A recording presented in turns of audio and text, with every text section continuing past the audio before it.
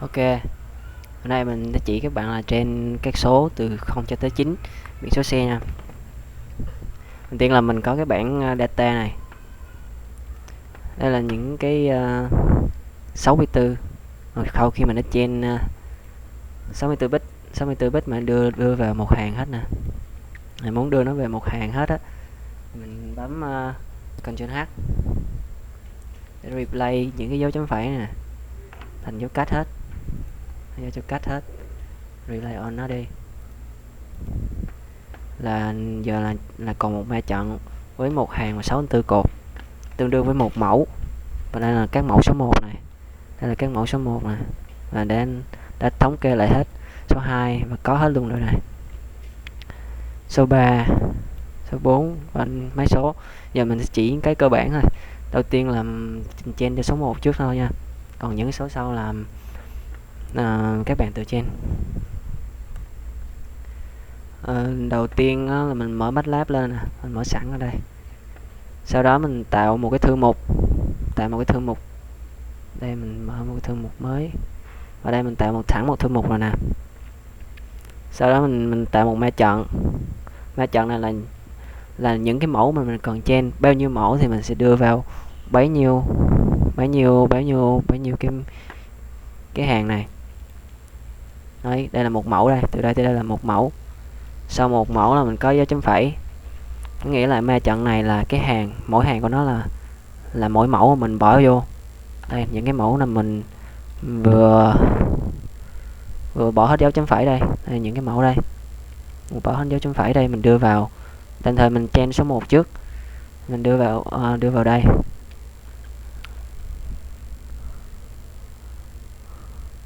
Ok, mình đưa vào đây rồi. Giờ mình chỉ tạo là 2, 4, 5, mới 5 mẫu thôi, 5 mẫu số 1 thôi. Còn nếu mà tạo nhiều thì tạo từ số 0 cho tới số 9, là tùy ai muốn bao nhiêu cũng được hết. Máy mạnh thì mình chen nhiều, mà máy yếu thì mình chen ít, chỉ yếu mình hiểu thôi. Thì sau khi tạo được cái máy trận mẫu này rồi thì mình sẽ chuyển vị nó hàng thành cột hết. Vậy đây là gồm có 5 hàng. Thì sau khi cái lệnh này nè, y bằng cái máy chọn mình còn chuyển, và dấu chấm và dấu chấm phẩy là thành máy chọn chuyển vị, thì nó trở thành một cái máy chọn là 5 hàng 5 cột và 64 hàng. Để nó chuyển vị cái máy chọn mẫu đây. Sau đó là output mình sẽ làm cái gì? Output đó là phần trăm mà cái mẫu này, mỗi cái mẫu này nè, nó giống với số từ 0 tới 9, nó giống bao nhiêu phần trăm. Ví dụ số 1, ví dụ cái mẫu, ví dụ trong bài này á thì mình đang trên mẫu số 1 đúng không? 5 cột đều là mẫu số 1 hết. Thì đầu tiên mình sẽ cho phần trăm này nè giống với số 0, 5 mẫu này nè. Thì mẫu thứ nhất giống với số 0 mà mình cho là 0.2%. Nó tương đương với 5 mẫu thì mình cho cái tỷ số phần trăm nó giống với số 0. Và xong cái số 0 này rồi thì giờ là tới số 1. Vì mình trên mẫu số 1 nên mình cho nó là 1% hết, là 100% đó. Rồi tiếp theo là số 2, rồi là số 3, số 4 và cho tới số 10. Đây cho tới số 9 chứ. Tới số 9. 0 1 2 3 5 6 7 8 9 10 luôn hả ta?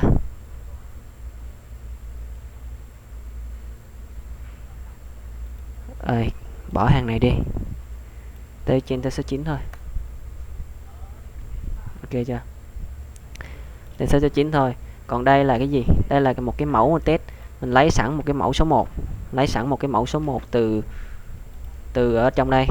Từ trong đây mình lấy mất kỳ một cái mẫu này để mình test thử coi nó có ra đúng như cái thứ mình yêu cầu hay không, nó có nhận diện đúng cái số mình yêu cầu hay không. Rồi mình đưa vào, mình sẽ lấy một mẫu thôi, một mẫu mình chuyển thành một hàng thôi, một hàng duy nhất thôi, mẫu test. Và sau đó mình sẽ chuyển vị nó thành cột, bởi vì mình đang trên output mỗi mẫu là một cột mà, thì mình phải chuyển thành cột hết. Rồi bây giờ sẽ cho nó chạy thế nào thì mình bấm nút run nha. Bấm nút run trước, bấm nút run thì nó sẽ chạy qua bên chương trình comment đã hiện những thứ mà mình đã làm, những thứ mà mình đã làm rồi này. Đây những thứ mà mình đã làm đây. Mẫu nè, cái mẫu nằm ở trên nè. Đây là 5 hàng và 64 cột đây mà mình chưa chuyển vị đó. Sau khi mình chuyển vị đây, đây thấy input của mình không? Là 5 cột và 64 hàng. Còn output là giống y như nãy mình bỏ vô thôi, đó là mã chọn thôi. Còn đây là mẫu test. Mẫu để mình test. Mẫu để mình test thì mình sẽ cũng chuyển vị thành cột thôi. Rồi. Rồi chuyển vị thành cột xong hết rồi. Thì mình vô nền tool, bấm nền tool. Enter nó. Thì nó ra đây. Thì mình import nó. Import đầu tiên là bấm import để nhập input và output. Input là của mình là y nha, là chắc các mẫu mà đã chuyển thành cột hết rồi đó. Import. Sau đó là tới O là output là cái phần trăm mà các cái mẫu nó giống với những cái số từ 0 cho tới 9 bao nhiêu phần trăm là target data nha. Import. Sau đó mình thêm một thôi gọi là cloud đây, cloud. Sau mình bấm vô new để mình tạo một cái network này đó là mình change cho nó, change dữ liệu cho nó, dạy cho nó. Đây đầu tiên là input data là mình chọn input này, và output đó target đó thì mình chọn O. Và đây là số cái neuron. Đây là số neuron nè, đây là số neuron của mỗi lớp. Còn đây là số lớp càng nhiều á thì tỷ lệ đúng, số lớp với lại số neuron mà càng nhiều á thì tỷ lệ đúng của nó là càng cao lên. Rồi sau đó mình chọn input và output đó, mình create nó để tạo một cái network. Ok, mà mình tạo xong rồi đó, bấm close là nó hiện lên network 1 ở ngay chỗ đây, ngay chỗ khung network. Sau đó mình vô mình thấy dạy nó, bấm kết đôi vô network nha. Xong mình vô trend. Đây là input mình có 64 cái nè. 64, đây là 64 hàng nè. Đây là có 10 hàng nè. Và số cột của input và output luôn phải bằng nhau. Nếu mà khác nhau thì nó không có cho đâu. Đây là hai lớp nè, lớp thứ nhất là 10, lớp thứ hai là 2 nè. Ok. Vô trên đó, dạy cho nó. Input thì mình đưa vào y, output thì mình đưa vào o. Và nhỏ cái thanh tab này lại. Thì nó có chỗ trên network vô đây. Trên network nó. Và nó chạy, do mình để rất là ít cho nên nó chạy rất là nhanh. Nếu các bạn để nhiều thiệt nhiều vào thì có thể nó chạy lên tới 1 tiếng, 2 tiếng đồng hồ là chuyện bình thường. Rồi bây giờ mình muốn coi cái biểu đồ nó chạy như thế nào á. Mình vô performance nè. Performance là float, performance là biểu thị cái bảng biểu đồ của hiệu suất đã train được á. Mình thấy như vậy. Mà lưu ý nè, mỗi lần train á, thì cái biểu đồ nó lại sẽ khác nhau, bởi vì nó là trong cái neuron network này á là nó mỗi lúc mỗi khác, nghĩa là nó ngẫu nhiên, nó random chứ không phải là nó giống như một phép tính bình thường. Mình thấy là trend đầu tiên là cái trend nè, là mình dạy cho nó nè, đây là thứ hai là cái value và test, và mình thấy test là nó gần bằng nhau nè, là mình là lúc đó mình thấy là cái trend của mình là nó gần đúng. Ok, mình tắt cái này đi, mình vô mình thử kiểm tra thử xem. Mình tắt luôn. Muốn kiểm tra đầu tiên mình phải đưa cái ma trận test của mình á, cái ma trận mà bỏ cái mẫu test sau khi chuyển vị thành cột á. Đây mình làm coi. Tắt cái bảng này luôn. Rồi mình import lại nè. Đây mình có một cái test đây là một cột nè, một cột và 60 test của mình đây nè. Test của mình đây nè. Một cột và 64 hàng tương đương với một mẫu mà chuyển thành cột thôi. Đó. Mẫu đây. Thì mình đưa cái test này vào input để mình coi thử coi cái output nó xuất ra cái đúng cái số mình cần làm hay không. Import nó đi. Ok. Rồi cloud. Rồi vô cái network nãy. Bấm vào network 1.